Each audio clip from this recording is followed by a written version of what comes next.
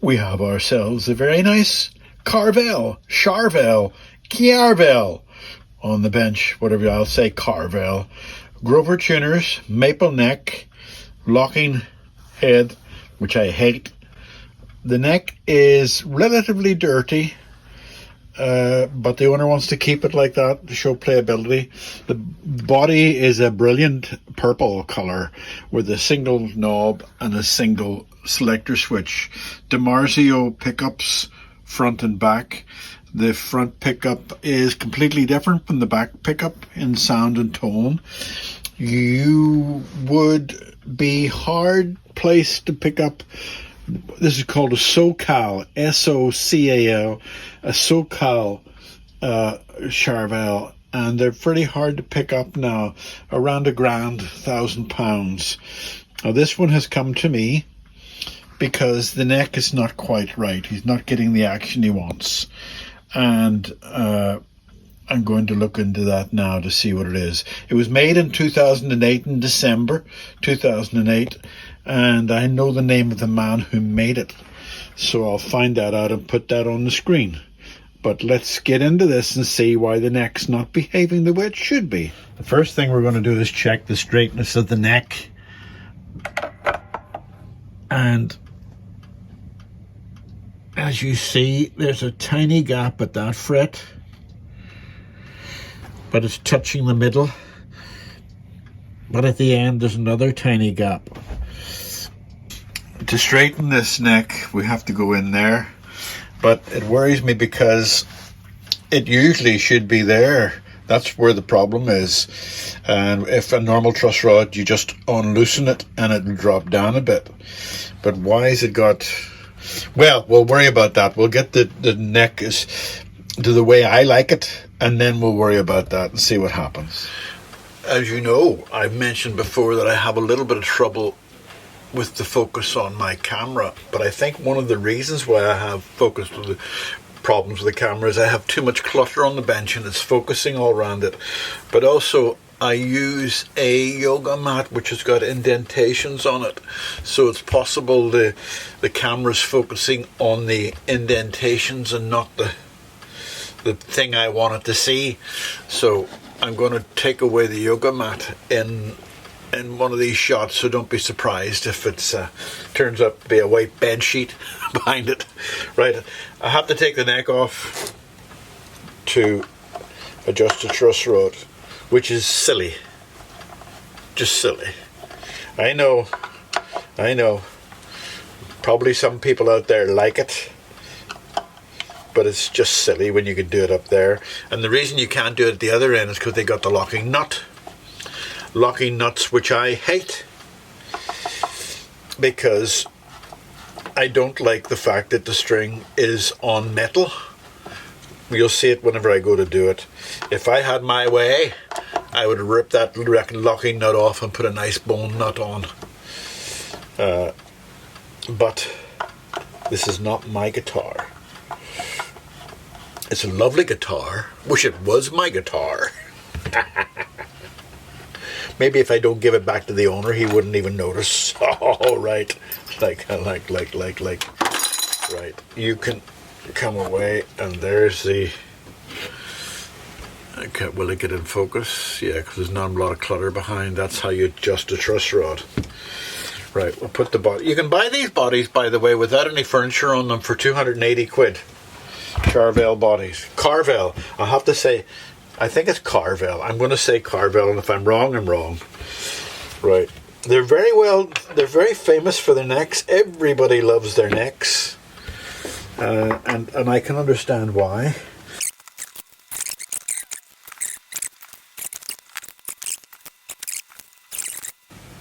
Yeah, that's almost dead straight. I'm still not happy.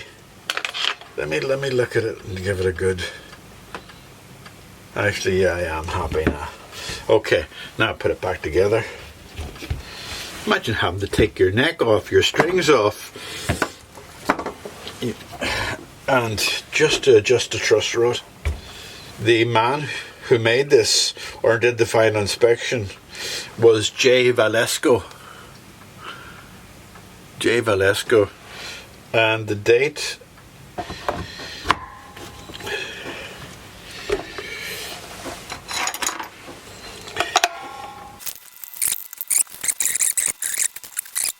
There you go, that's nice and tight. Right, let's check that level again to make sure it hasn't changed with the neck going on. Let me just put that up there. Yeah, that has fixed my little problem with the back end too. So now I'm going to go to the other camera to let you see the straightness of the neck. Right, can I do this now? Now you see, can you get down there? There's no light, and in the middle you get a little bit of light the whole way along, which is what I want, and then it's touching at the end. Now, because this has got a problem with buzzing, I'm going to check each of the frets. That is a little bit high on that side, but not on this side. Can you hear it? But there, nothing. Nothing there.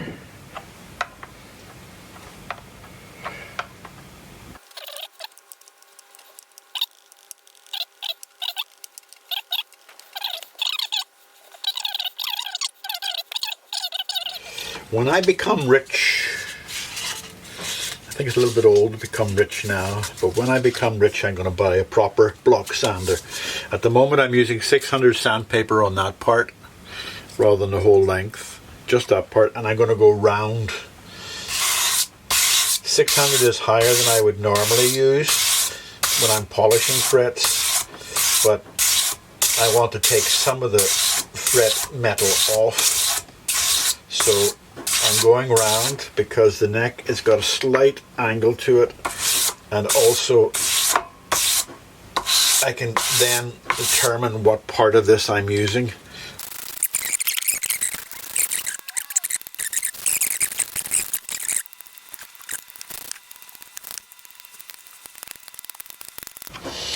Now that was pretty good. That was pretty good. And wasn't as hard as I expected. I expected to be going hell for leather on that. Right, now I'm going to clean this, but in this instance I am going to put a little bit of tape over the pickups. But the pickups are sealed, so I shouldn't need to do that. But just because I'm going to clean.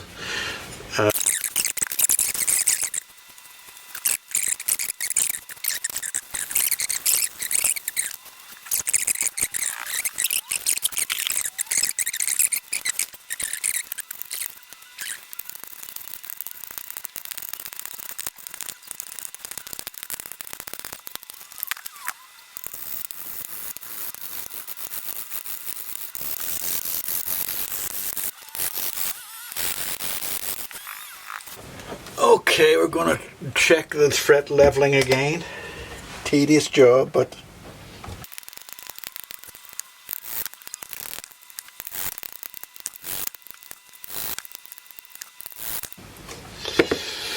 some of you probably noticed I gave up using the fret protector because this is just too nice, because it has rounded edges on it and it doesn't hurt the fret, and I trust my own judgment better than if you use a fret protector, you think you're safe, but I prefer my own judgment.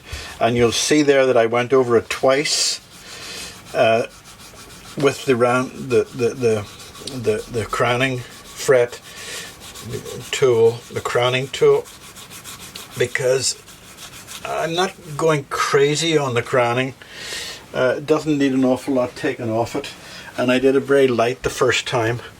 So now I'm going to use some sandpaper to get the scratches off it, because let me just show you some scratches on the other camera, if you can see them. Let me just see. Let me just show you some scratches there. Can you see the scratches on them? I don't know whether you can or not. Anyway, now I'm going to use some 600 I'll use first.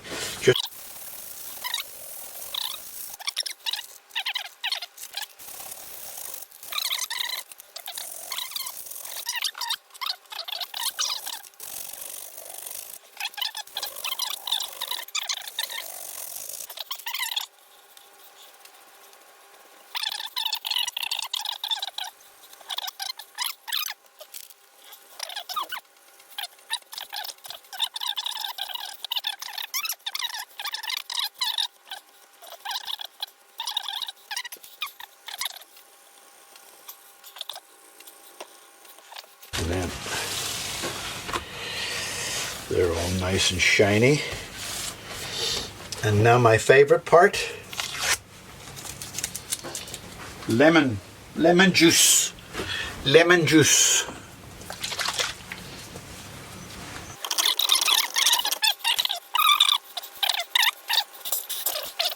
I show it every time. It's Roto Sound or Dunlop 65. I like it because it's got the little sponge on top you can run, and then you don't waste quite as much. All right, now I'm going to look at this at the top end. So off you go.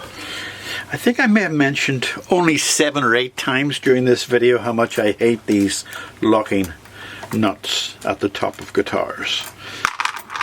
I think I mentioned it only a second. So hopefully this guitar will teach me to love it. But I don't love it because your string's sitting on metal. That's all very good if you want a metal sound. But I also don't love it because there's no adjustment in it without shims. You could start to file away the teeth, but that's not a very good thing to do because you go too far and you can't stick some super glue in, and usually if you got a bone nut, you go down too far, you can put some super glue in with a bit of bone dust in it, and that'll raise back up again. But in this one has a little shim on the left hand side, and I'm taking that away. I don't know what it says there. What does it say? BRB. Well, I'm sure you're a lovely BRB. I'm sure you're a lovely BRB. But when it comes to strings, you're too high. So, all right, if you're too low, you can put a shim beneath it to raise it up like they've done here. But this is too high, so take something off it. But I ain't going to do that. So in some ways, you're almost stuck with what the manufacturer gives you. Now, if I put my pick there. Yeah, taking the shim off has helped. So we'll put it back together with that shim. It's only a tiny bit of shim, and there was a shim there. And they must have put a shim in because they were buzzing along the top, but I don't think that was the problem. So let me put this back together and put a few strings in. Just a couple of strings in to see what it feels like. That is correct size of screwdriver. Why is it making noises? Maybe it's me. You know the other reason why I don't like these? I don't like these because you're clamping the strings down with another piece of metal. And that's never a good thing because you clamp the strings down. That there sits against the string. Pretend that's the string, and that sits against the string and clamps it down and bends it and presses it down there. So you've got a bend in the string automatically and a bend at that side, and then you're pressing metal against it, which chops it, cuts it. So you've got a string going that way, bending down, going underneath this, bending up, and going to the thing. So I just don't like them. I don't like them. I don't like them. You get that impression that I don't like them? Also, when you're stringing it, you have to take those off. You can't fiddle it through, so you have to take those off. So let me get a fake string, a test string, and see if it's long enough. You ever see this? Look at that there. Look. For goodness sake, it's all wrapped together. I know, here she comes. Yes, here she comes. She hears the strings. Let me just see if I can do it. These are all E strings, big fat ones and skinny ones.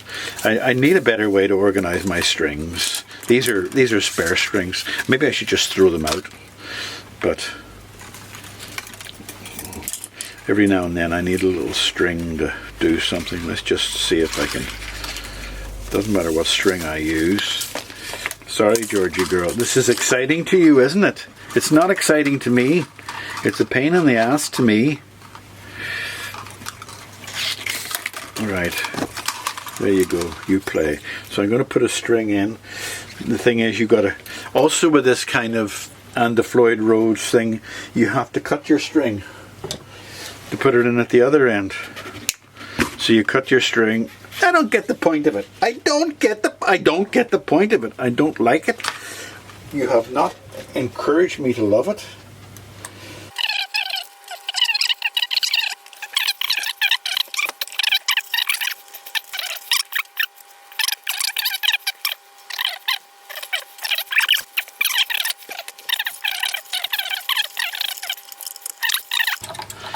So if I have to cut it or anything like that there, I've got some spare space. Right, so what have we got? We've got... that's very good. I don't know whether you can see that. That's very good. That's much better without the shim in it. Right, okay. Now I'm going to put another E string or something there. Any kind of string. Georgie girl, as much as I love you.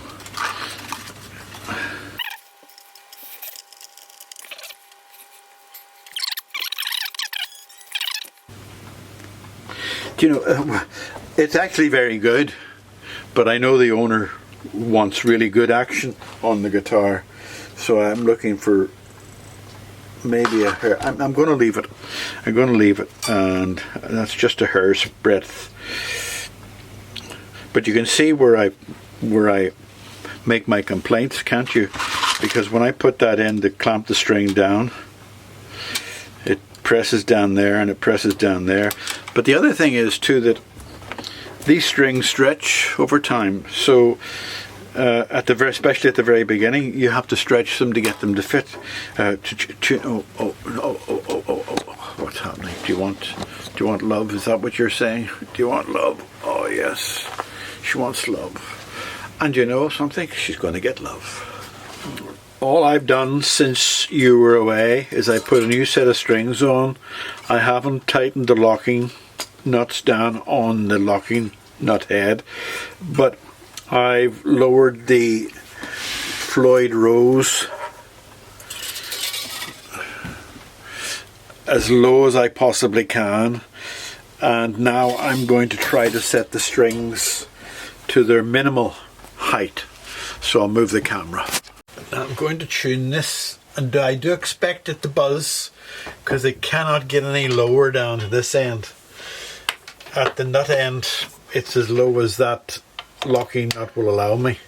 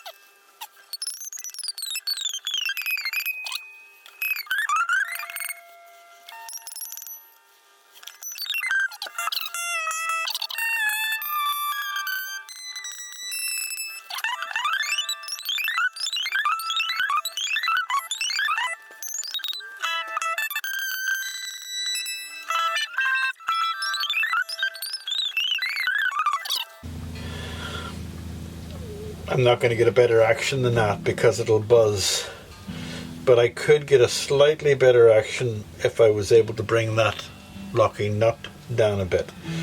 But there's only two ways to do that: to shave beneath it, which I won't do, and to start filing away at the metal, which I'm not sure I need to do, you know.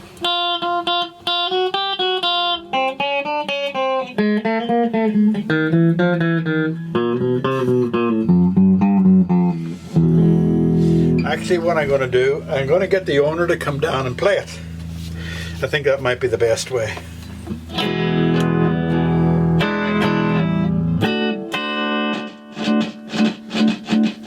Oh, bit crackly.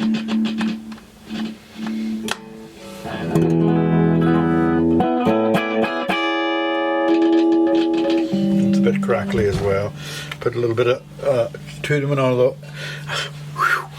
tongue.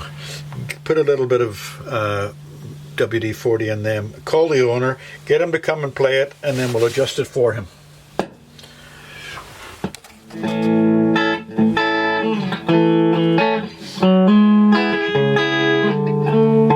Sure, the whole way down. You're happy with it the whole way down.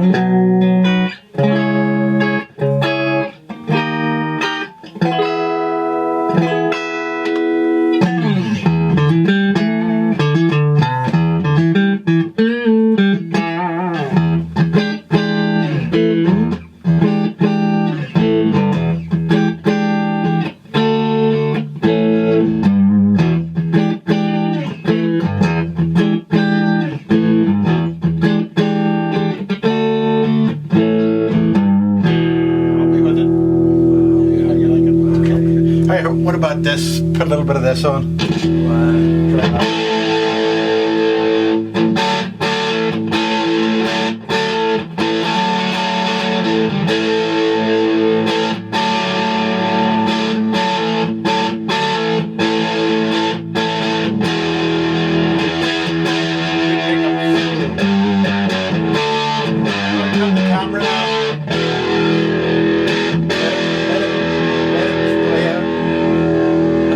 Camera now.